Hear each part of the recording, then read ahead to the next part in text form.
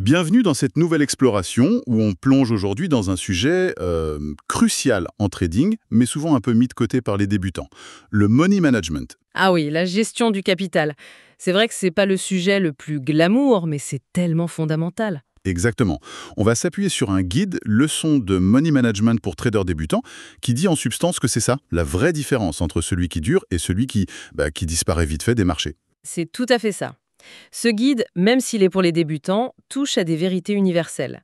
Il suggère que souvent, l'échec vient moins d'une mauvaise analyse que d'une mauvaise gestion du risque. Donc notre mission, si on l'accepte, On l'accepte? c'est de décortiquer ces erreurs que le guide appelle mortelles, celles qui peuvent vraiment griller un compte de trading et la confiance avec. C'est ça.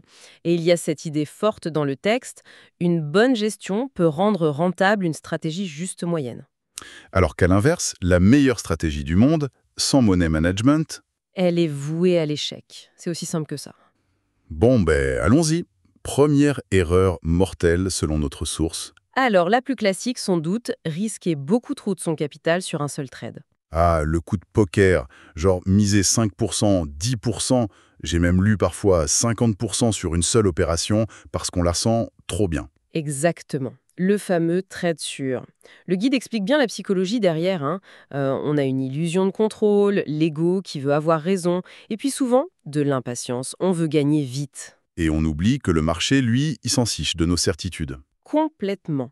C'est là que le guide introduit ce qu'il appelle la règle d'or. Simple, mais vital. Ne jamais, jamais risquer plus de 1 à 2% de son capital total sur une seule position. Ça peut sembler peu, hein, surtout au début. On se dit, avec si peu, je vais jamais gagner gros. Mais l'objectif premier, c'est pas le jackpot immédiat, c'est ça, hein? Non, l'objectif numéro un, c'est la survie. Le guide le martèle.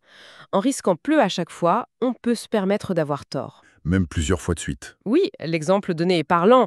Même avec 10 pertes d'affilée, ce qui peut arriver, Ah oui, quand même. si on respecte cette règle des 1-2%, le capital baisse, bien sûr, mais on n'est pas KO. On est toujours là pour le trade suivant. C'est ça, la clé de la longévité. D'accord.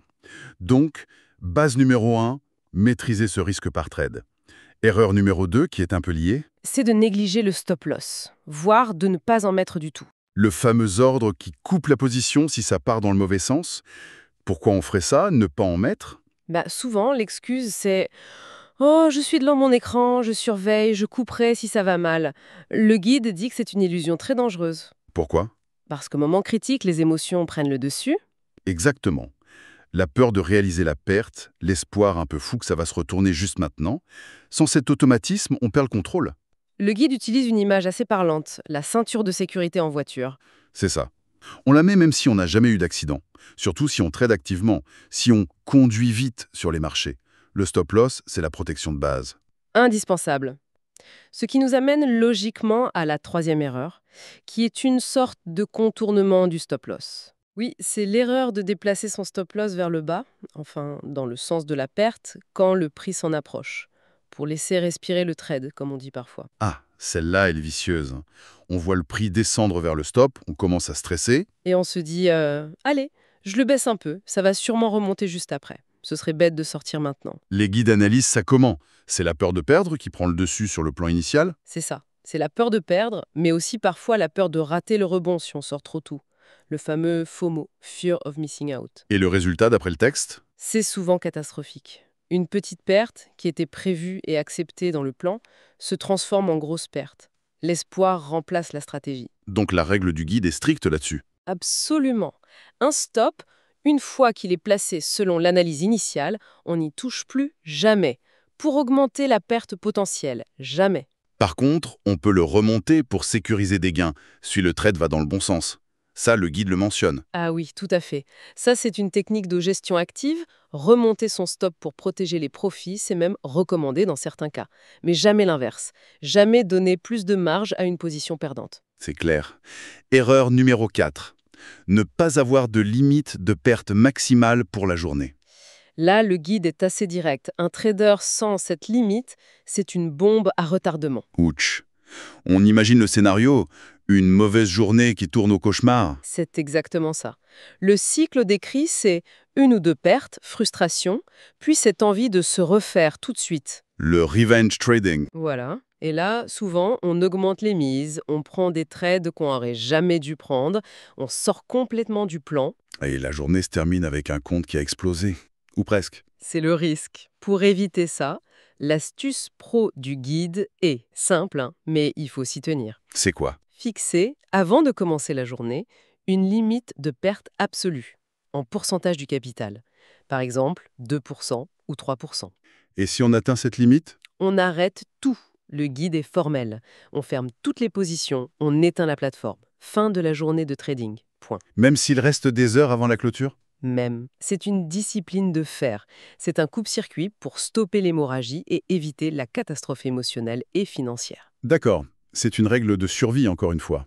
5e erreur, le ratio risqué-récompense.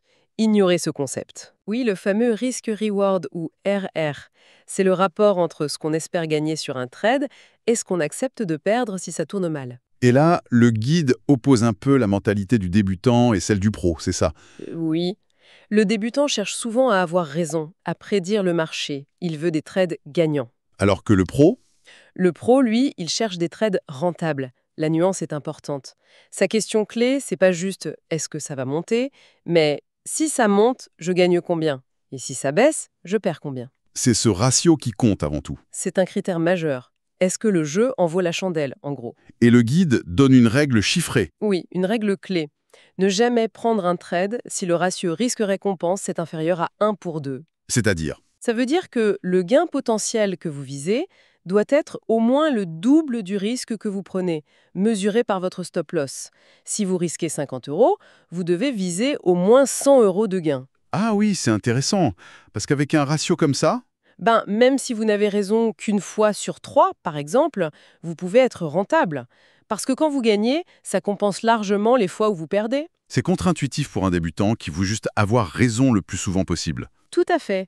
C'est vraiment un changement de perspective. Ce qui nous lie à la 6e erreur.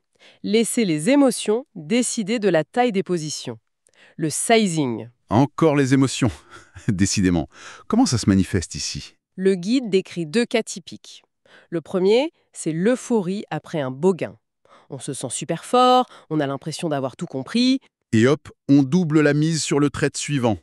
Voilà, on augmente la taille de position de manière déraisonnable en oubliant la règle des 1-2%.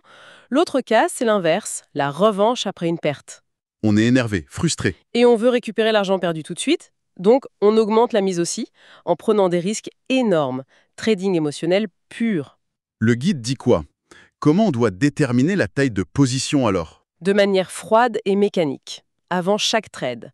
Ça dépend de 3 choses, et seulement 3. Votre capital total, le pourcentage que vous acceptez de risquer, le 1-2%, et où se trouve votre stop-loss pour ce trade précis. Donc que vous soyez euphorique ou déprimé, la taille de la position doit être calculée de la même façon, basée sur le plan. Exactement. L'humeur n'a rien à faire là-dedans. Constance et méthode. On y revient toujours. Discipline, plan, ok. 7e et dernière erreur mortelle pointée par le guide. C'est d'oublier ou de ne pas comprendre la loi des grands nombres. C'est-à-dire, juger trop vite une stratégie? C'est ça. Le débutant teste une nouvelle approche sur, 3 ou 4 trades. Si ça perd, il dit « ça marche pas, poubelle ». Si ça gagne, il pense avoir trouvé la martingale. Alors qu'en réalité, En réalité, pour savoir si une stratégie a vraiment un avantage statistique, un edge, il faut la tester sur beaucoup plus de trades. Le guide parle d'au moins 100 trades comme ordre de grandeur. sans trade. Pourquoi autant? Parce que le trading rentable, ça repose sur des probabilités qui ne se voient que sur le long terme. Sur quelques trades, la chance ou la malchance peuvent tout fausser. C'est seulement avec un grand nombre de répétitions qu'on peut voir si, en moyenne, la méthode est gagnante. Exactement, c'est la loi des grands nombres. Et ça demande de la patience et de ne pas réagir émotionnellement aux résultats de court terme. Ce qui rejoint les autres erreurs, hein. L'impatience, l'émotion, tout est lié en fait. Complètement. Le pro, d'après le guide, il applique sa méthode encore et encore, sans s'enflammer après une série de gains, ni paniquer après une série de pertes. Il sait que c'est la performance globale qui compte. Fascinant. Si on essaie de synthétiser tout ça, le message principal du guide, c'est quoi? C'est que le money management, c'est pas juste une bonne idée, c'est l'assurance vie du trader. C'est ce qui permet de rester dans le jeu assez longtemps pour que la stratégie, si elle est bonne, puisse porter ses fruits. Ça n'empêche pas de perdre, mais ça empêche de mourir bêtement. Le DID résume ça en 3 lois d'or, je crois. Oui, c'est bien de les rappeler. 1. Risque par trade limité. 1 à 2% max. D'accord. 2. Chercher des trades avec un ratio risque-récompense d'au moins 1 pour 2. Minimum le double de gains potentiels par rapport au risque. C'est ça. Et 3. Avoir une limite de perte quotidienne et s'y tenir religieusement. Et au fond, le guide insiste beaucoup sur la discipline. Plus que sur le génie de l'analyse, peut-être. Oui, c'est très net. Un trader moyen mais super discipliné a plus de chances de s'en sortir, selon ces textes, qu'un analyste brillant mais qui craque sous la pression ou qui prend des risques fous. Ça change un peu l'image qu'on peut avoir du trading. Moins une chasse au trésor Exactement. et plus une gestion rigoureuse du risque. Une phrase du guide m'a marqué aussi. Apprendre à perdre intelligemment. C'est-à-dire perdre peu quand on a tort, comme prévu par le plan. Voilà. Ceux qui maîtrisent ça, ce sont ceux qui gagnent sur la durée. Les marchés récompenseraient la discipline, pas l'avidité ou les coups de tête. C'est une perspective beaucoup plus saine, je trouve. Et ça amène une dernière question, une réflexion pour aller plus loin basée sur tout ça. Vas-y.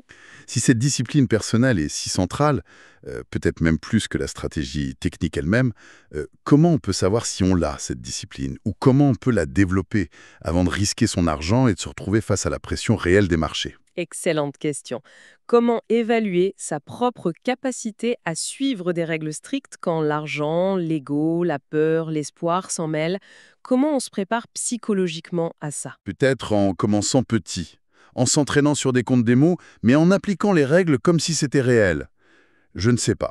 C'est une vraie question à creuser pour tout aspirant trader. Absolument. Une réflexion essentielle. Merci beaucoup d'avoir partagé ces éclairages tirés de notre source. C'était vraiment instructif. Merci à toi, c'est un sujet fondamental.